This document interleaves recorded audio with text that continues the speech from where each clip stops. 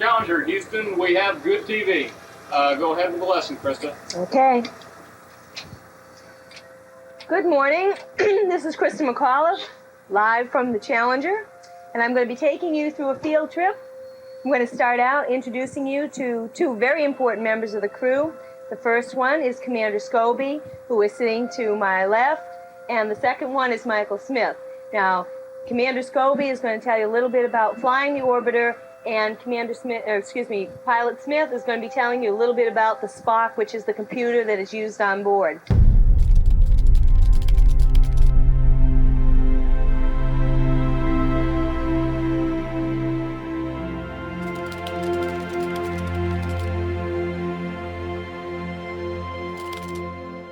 Okay, after they talk about that, I'm going to be talking about the seats and how people are seated during takeoff.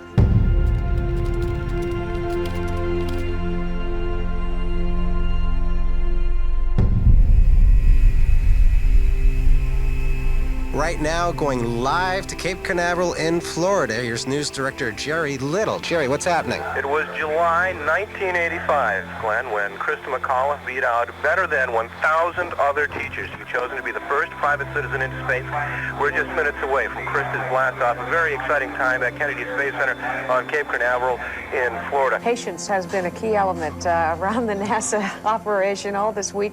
We're going to join Tom and Tier now. Once again, just getting down to about 3 minutes, and they think they can do it. They are counting. The ice is cleared away, and Challenger should be going away very soon. Let's go down to the Kennedy Space Center and take a look at Challenger sitting on the pad. The hydrogen burn igniters have been armed. These igniters will be fired at T-minus 10 seconds to burn off any residual hydrogen gas. You can feel the excitement here at Kennedy Space Center right now, and in less than a minute we'll be able to feel the Challenger taking off. T-minus 21 seconds, and the solid rocket booster engine gimbal now underway. T-minus 15 seconds. This is it, Christei McAuliffe about to make history.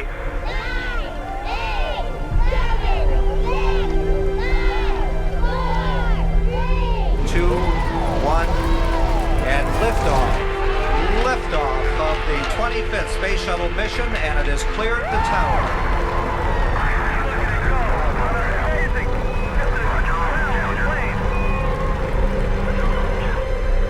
Good roll program confirmed.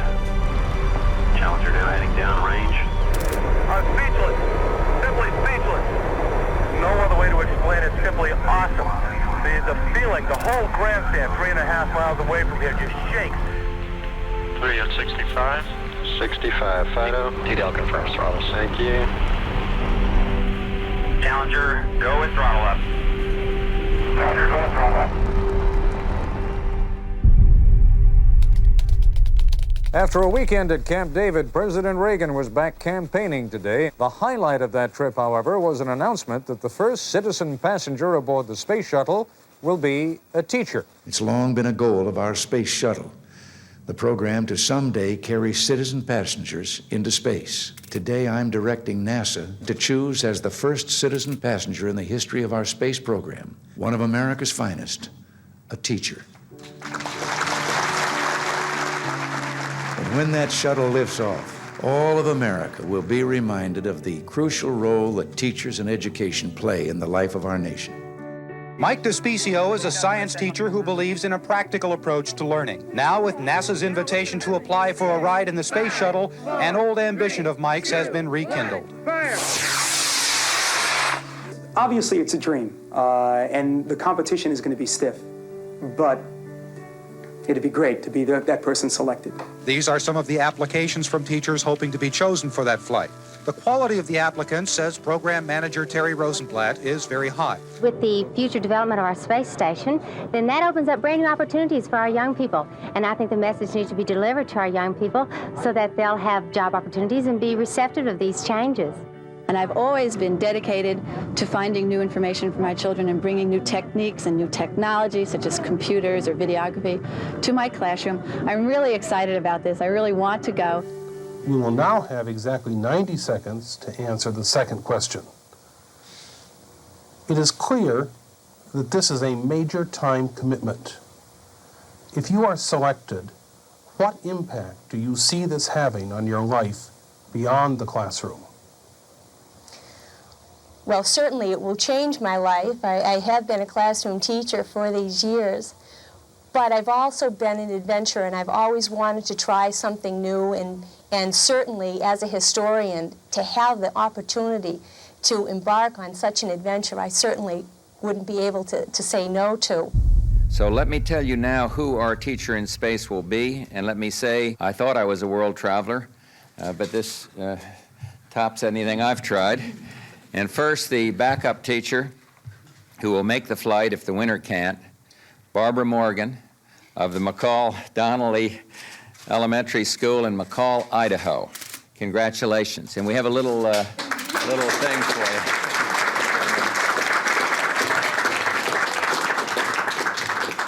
And the winner, the teacher who will be going into space, Christei McAuliffe. Is that you? Christa teaches in Concord High School in Concord, New Hampshire. She teaches high school social studies. She's been teaching for 12 years. She plans to keep a journal of her experiences in space. Well, I'm personally looking forward to reading that journal someday. Good luck, Christa. And God bless all of you. Thank you very much for coming. And you too get one of these. That's so well done. You want to say something? Yeah. It's not often that a teacher is at a loss for words. I know my students wouldn't think so. I've made 9 wonderful friends over the last 2 weeks. And when that shuttle goes, they might be one body. But there's going to be 10 souls that I'm taking with me. Thank you. That's great. I've got to ask you, when did you find out? Did you find out just before the announcement? Yeah, we did. We asked as a group, we requested that we find out prior to going into the room. It was a small room. There were a lot of press there. We've invested an awful lot of emotion in these last 2 weeks, and we really felt that we needed to find out and compose ourselves before walking into the room. So we did know before we walked in. What were your feelings when you found out? Well, it was rather funny when we were talking about what was happening at home, and I was saying something to the effect that, when I'm not home, and I said my husband really relies on cornflakes and milk because that's kind of his staple. And Ann Bradley turned around and kind of, without missing a beat, she turned around and she said to me while the whole group was together, she said, "I think you better buy some more cornflakes and milk." Everybody who knows her, I think, honestly thought that there may have been candidates who were certainly her equal, but that there was nobody that would be superior to her. And we all felt that way, so we all felt that she had a really, really good chance. When you first applied for this, did you think you had even a prayer? I really didn't. I was almost doing it kind of like when you play the lottery. If you don't play it, you don't win. Sure. And when I filled out that application, that's really how I felt. I figured there'd be at least 50,000 people across the country who would be slipping that into the mailbox around the same time. What about when you made it down to the last 10? Did you think then, maybe? Well, then the possibility became very real, and I really started to think what the impact would be on my teaching career and on my family, but it was still really exciting. Has it all hit you yet? No, I don't think so. I still can't believe that I'm going to actually be going into that shuttle. It just really doesn't seem possible. Maybe just a little bit of fright, too? Not yet. Maybe when I'm strapped in and those rockets are going off underneath me, there will be, but space flight today really seems safe.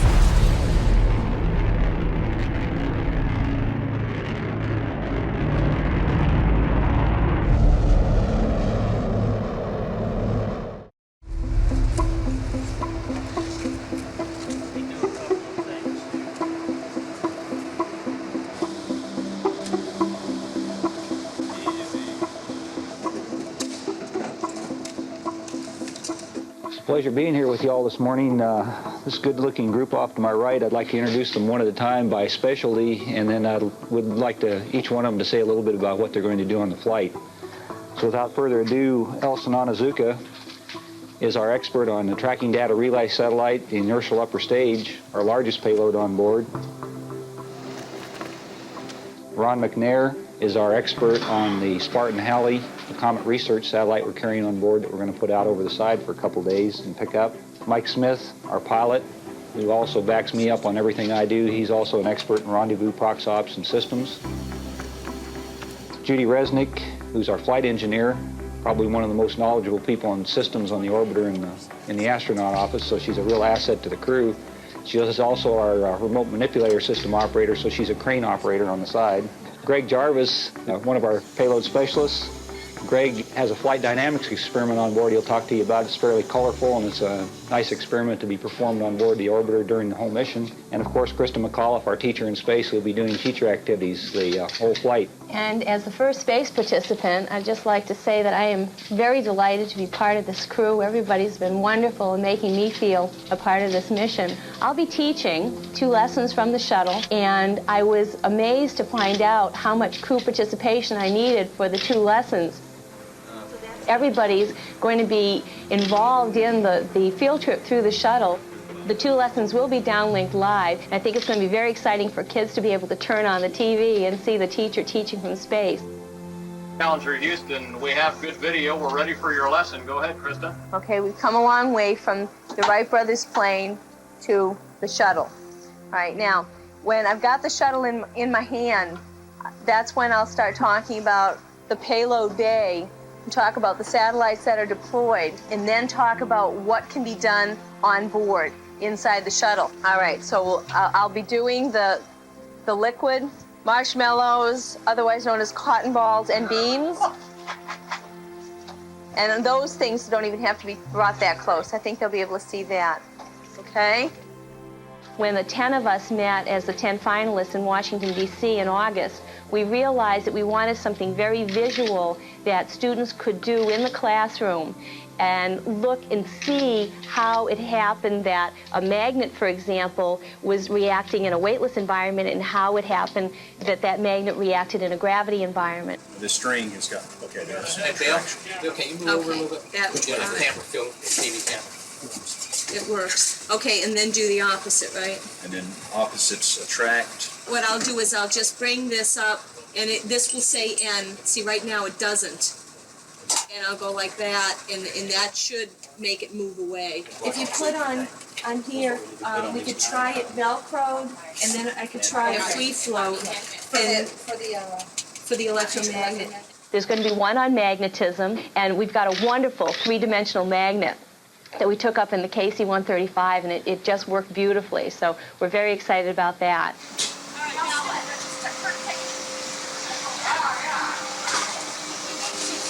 Oh, that's great! I love it! Oh, I think it'll do it. Ah! Oh, it's so easy to do this way.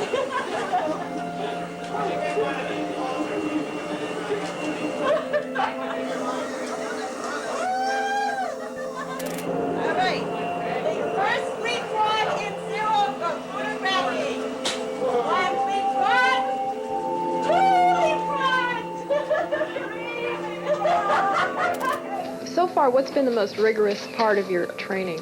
A lot of the training is not physically rigorous. Mentally it is, because you're trying to learn all of this information to get yourself ready to go on board the shuttle. You see the little green orbiter bug on flight on orbit number 61.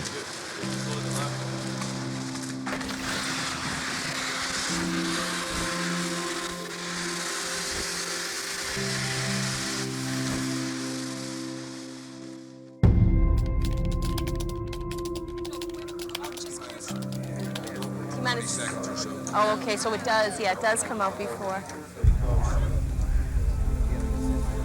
Oh my God. This doesn't seem possible. So good. Oh. Did you get the scarf? Oh. Oh!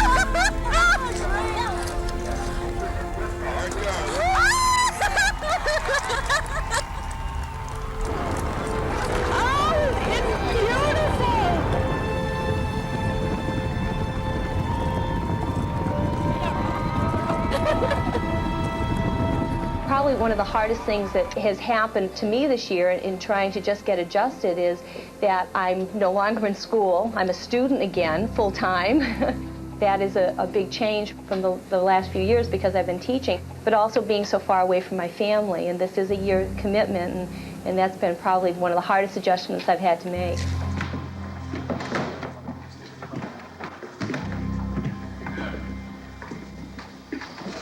Like this? These containers, Scott, have experiments in them on the real flights, so that they'll be exposed to space, and then they take them back when the shuttle comes back, and they see what happens to them.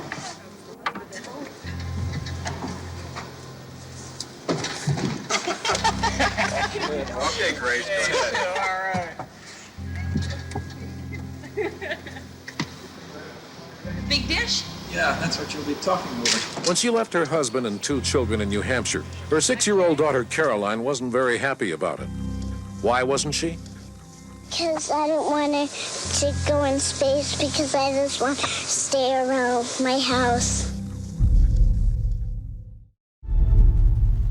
You're listening to Public Radio for New Hampshire, WEVO FM 89 in Concord. Good morning. I'm Bill Boynton reporting state news.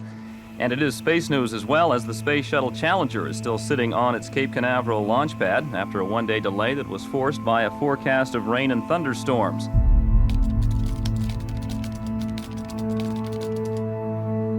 We're supposed to be live today with the blast-off of the Space Shuttle Challenger. It was a very simple matter that derailed the whole operation this morning. They were literally having to send back to the ground for a charged battery-powered drill. Then the technicians were able to free the problem with the hatch. They had to physically drill a screw out of there.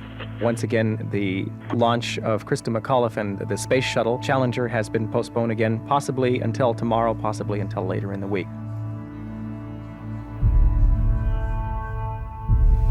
This is shuttle launch control at T-minus 3 hours and holding. We're about 4 hours and 10 minutes away from the opening of today's launch window for Mission 51L, with America's first private citizen to fly aboard the shuttle in NASA's Spaceflight Participation Program. This will be the 10th flight for the Orbiter Challenger and the 25th launch for the Space Transportation System.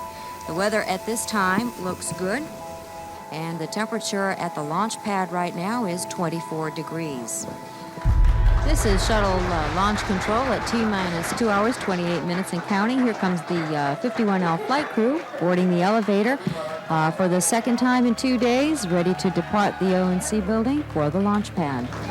Commander Dick Scobie, followed by Mission Specialist Judy Wesley, Ron McNair, pilot Mike Smith, followed by Christei McAuliffe, teacher in space. Big smiles today, confidently getting into the van.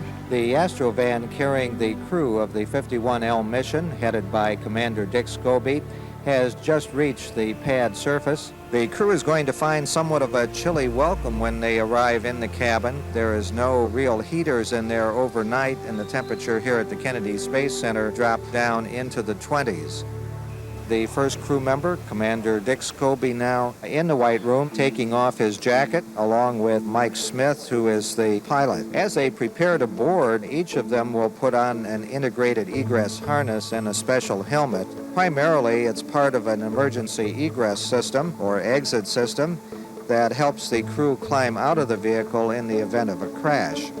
The teacher observer, Christei McAuliffe, has been handed an apple by the closeout crew. All 7 members of the 51L flight crew are now in the shuttle. Welcome to our northern launch facility.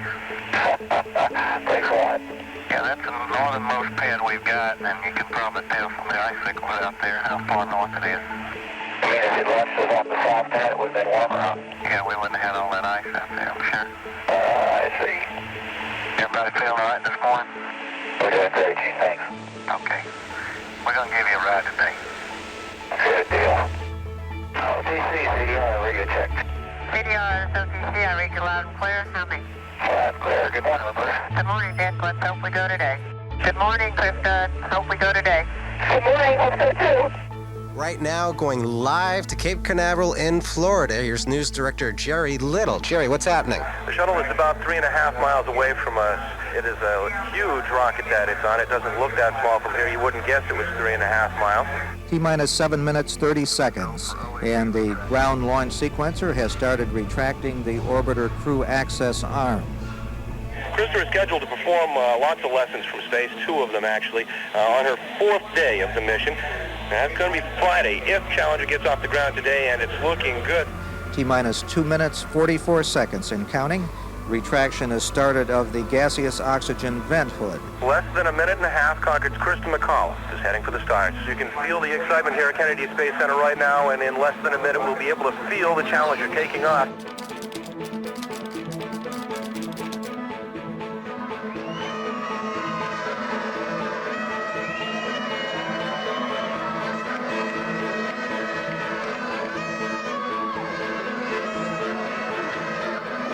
Christei's parents standing in the bleachers, arms around each other. 27 seconds. The SRB hydraulic power units have started. T-minus 15 seconds. This is it, Christei McAuliffe about to make history. T-minus 10, 9, 8, 7, 6. We have main engine start. 4, 3, 2, 1, and liftoff. Liftoff of the 25th Space Shuttle mission, and it has cleared the tower.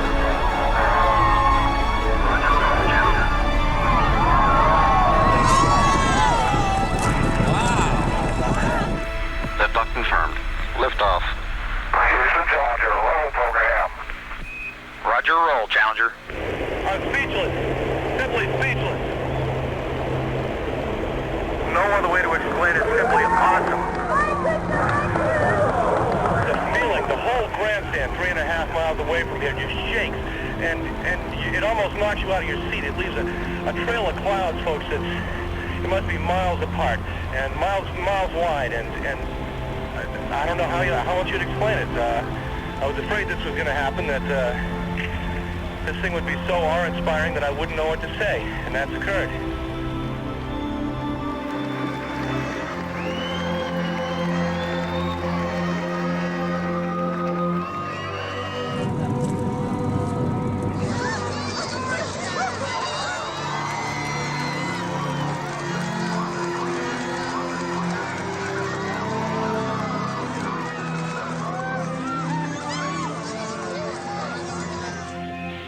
Good roll, flight. Raj, good roll. 3 at 65. 65, Fido. Engines at 65%, 3 engines. She's up. Christei McAuliffe, heading to outer space. The first teacher in space, the first private citizen in space.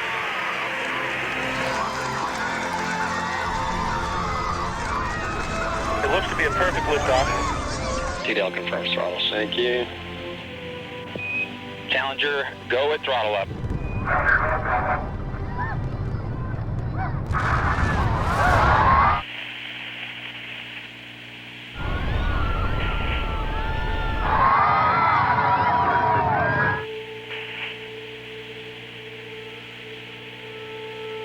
Velocity 2,900 feet per second, altitude 9. Something went wrong here. We've got a problem with what looks like a second plume of smoke. We do have a problem, Bob. It looks as if it may have lost a solid rocket booster. It's hard to tell.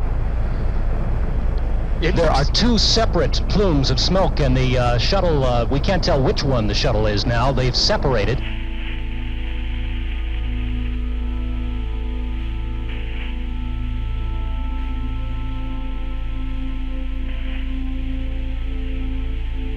Fido trajectory. Go ahead. Flight GC, we've had negative contact, lost downlink. Okay, all operators, watch your data carefully.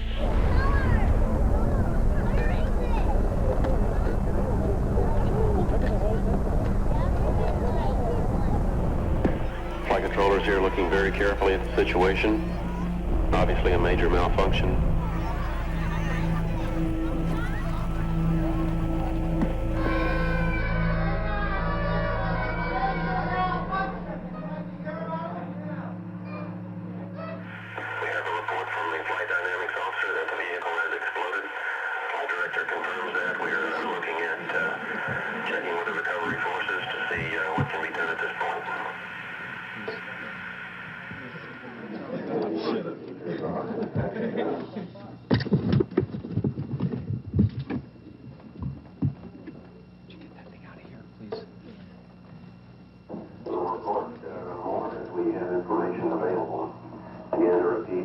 We have a report vehicle has exploded. We are now looking at all the contingency operations and awaiting word from any recovery forces in the downrange field.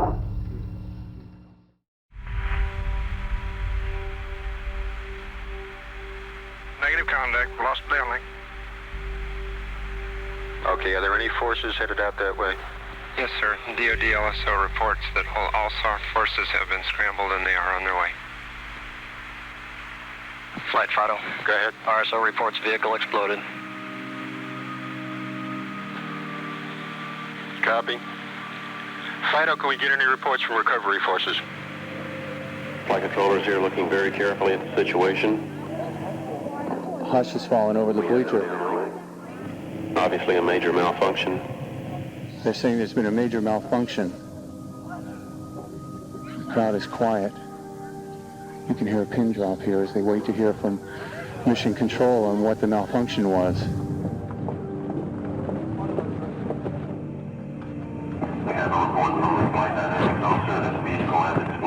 Flight director confirms that. We're looking at checking with the recovery forces to see what can be done at this point. Oh my God, the vehicle exploded. It was up beyond the roof here in the grandstand. I couldn't see it. It left the TV screen. With me here now is Jim Banks. He's an editor of Avion magazine.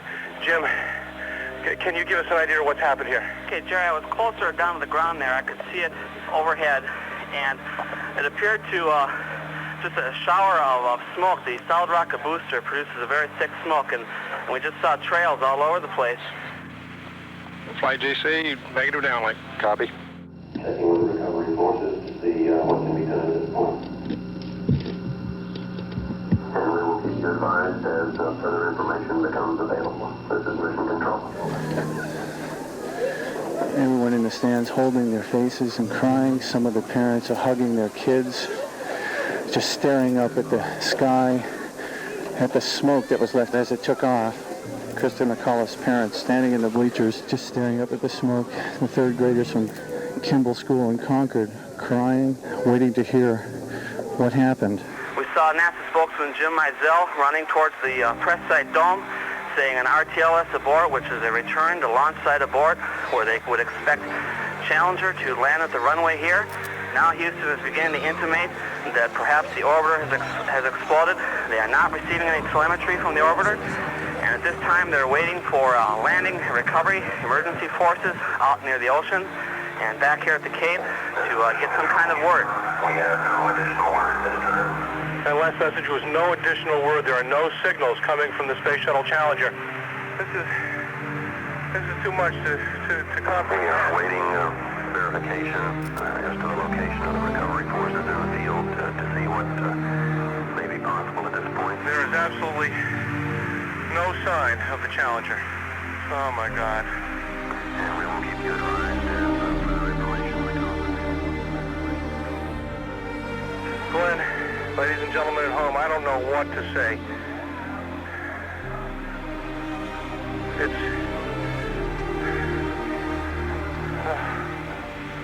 Do the RSOs have an impact point? Stand by.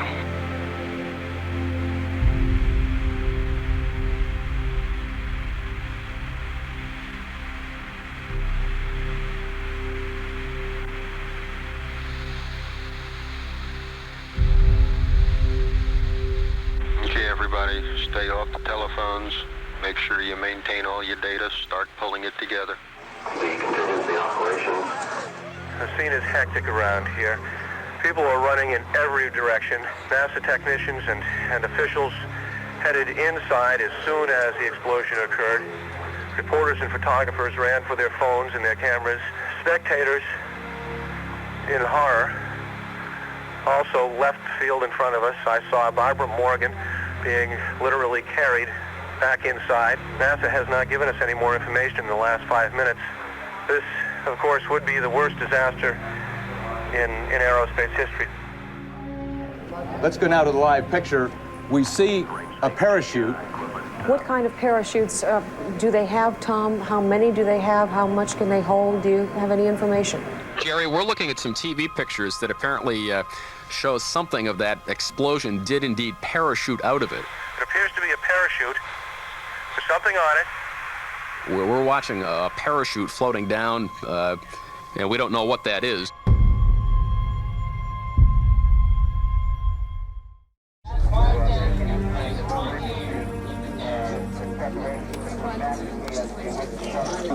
Can you get to the airport in time to just meet that plane and say, get back on the plane with tickets? Graphics, I need pictures of the crew, please. We are still not clear as yet, Tom, exactly what was parachuting down here. We're not clear, but we know that a C-130 was in the area and that medical personnel were dispatched by parachute down into the water to search for survivors. So this is possibly a rescue effort. That's right. This came about 12 or 12 and a half minutes after the explosion. Those parachutes are believed to be paramedics going into that area.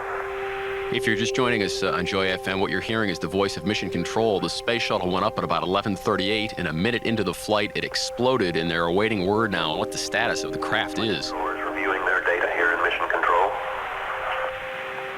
Okay, as you've heard, that parachute that we saw heading down into the landing area, or the area where the craft appears to have impacted, are again emergency medical technicians. It is not part of the Challenger. They're trying to find what is left of the craft and hopefully survivors.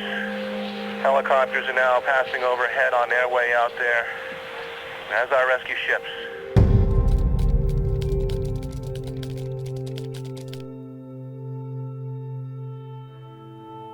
It just seemed that it happened so suddenly. Who knows whether or not they had time to rehearse any kind of an emergency procedure at this point. If it was just, you know, an instantaneous explosion that no one was expecting. At this point, we have no more specific information, but we will go back to Jerry Little in Florida. Jerry, is there any more word at this point from Mission Control? There's nothing I can say.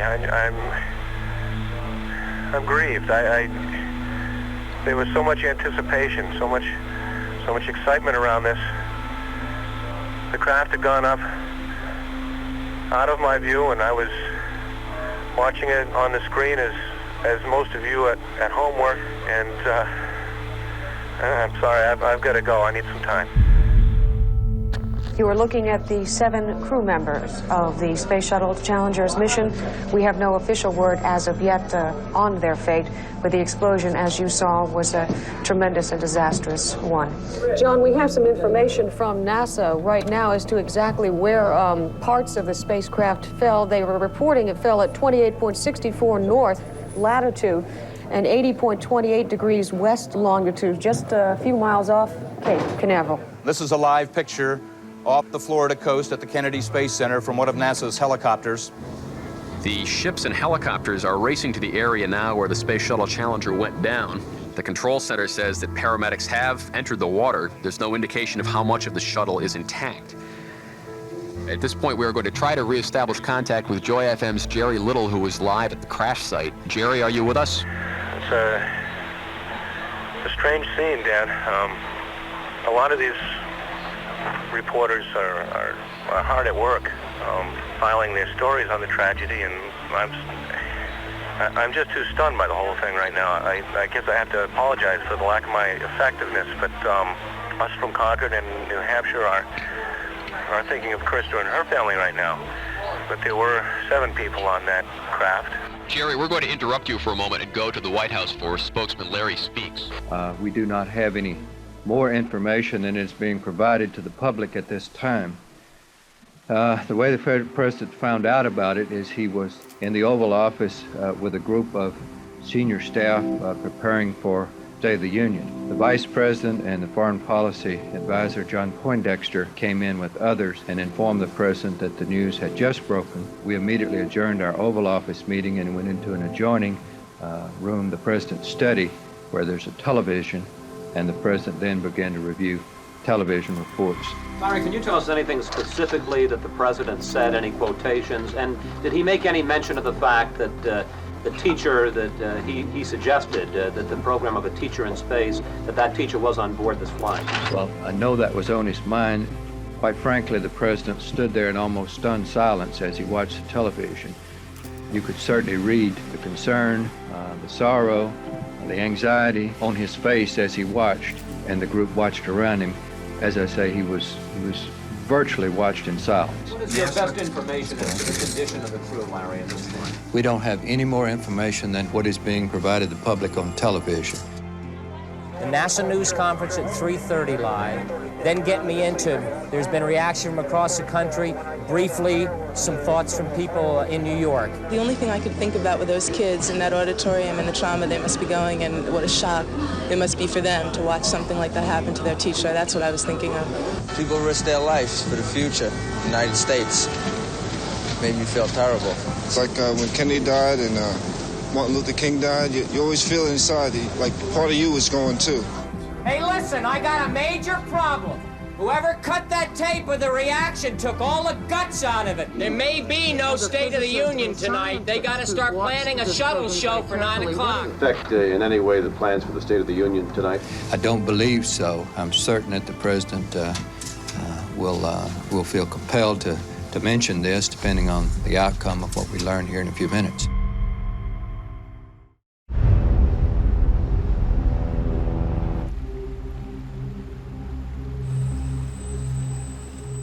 Let me introduce the Vice President of the United States, George Bush.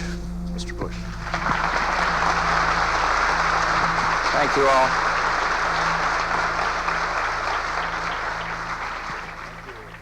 Well, first, my respects and gratitude to this team, everybody here, on what's got to be one of the toughest, if not the toughest day in the history of this marvelous program that NASA has overseen over the years. The President asked me to come down to pay my respects to the families on behalf of the country, and also to all of you that work at NASA.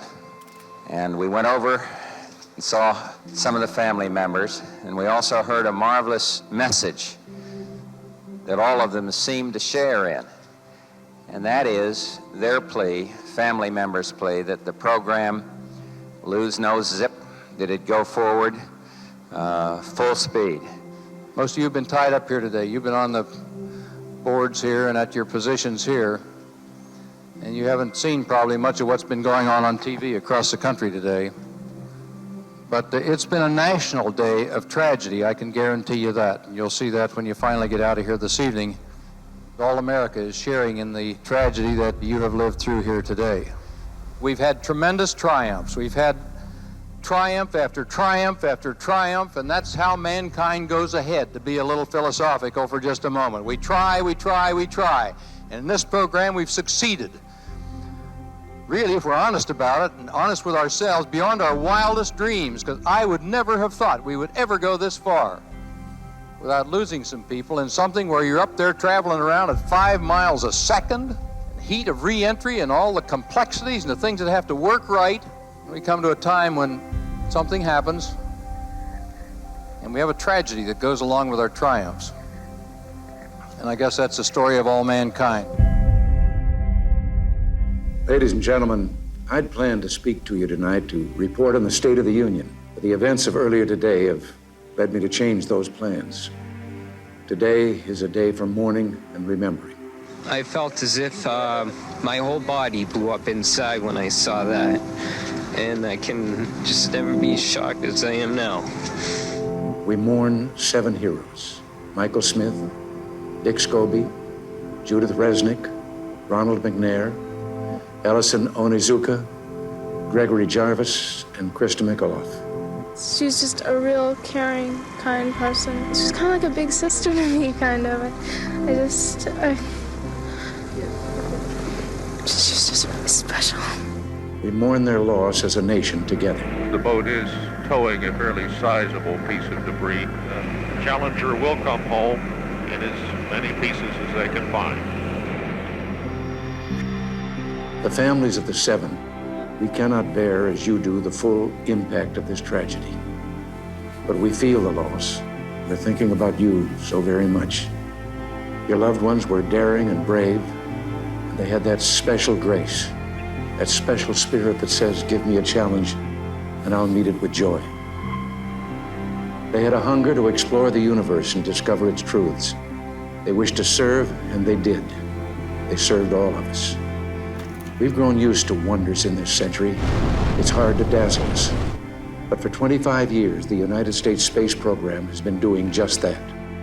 We've grown used to the idea of space, and perhaps we forget that we've only just begun. We're still pioneers. They, the members of the Challenger crew, were pioneers. And I want to say something to the school children of America who were watching the live coverage of the shuttle's takeoff. I know it's hard to understand, but sometimes painful things like this happen. It's all part of the process of exploration and discovery. It's all part of taking a chance and expanding man's horizons. The future doesn't belong to the faint-hearted. It belongs to the brave. You will now have exactly 90 seconds to answer the final question. Describe your philosophy of living. My philosophy of living. Well, I think my philosophy of living is to get as much out of life as possible.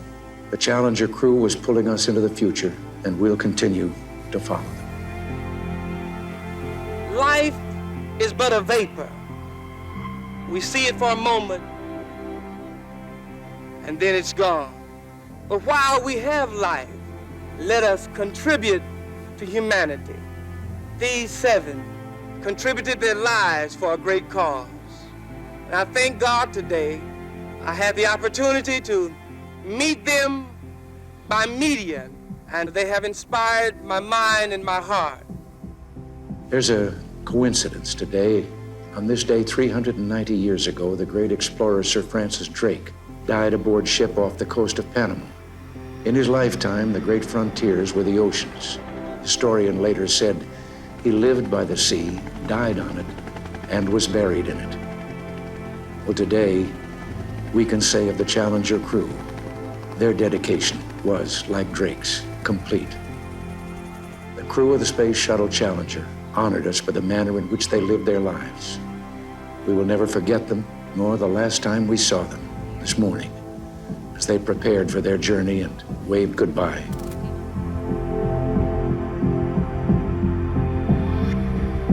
3, 2, 1, and liftoff.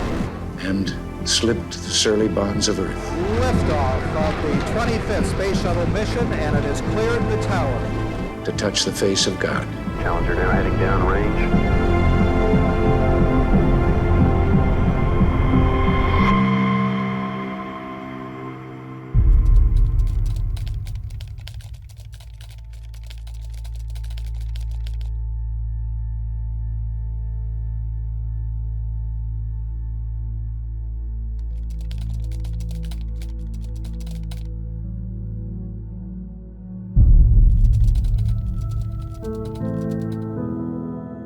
Americans everywhere watched at an exercise club in California's San Fernando Valley, in the recreation room of an American MP barracks in West Germany, at Port St. John, Florida, where students at Challenger Elementary School, named in memory of the last shuttle, would be able to see the launch on the horizon from their playground. And in Huntsville, Alabama, they watched too, at the National Space Academy for high school students.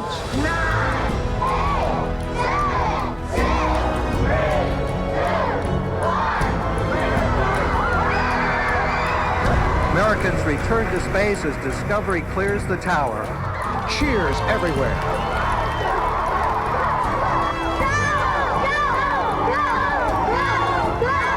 The Space Shuttle Discovery is now headed into orbit, and America is back in space.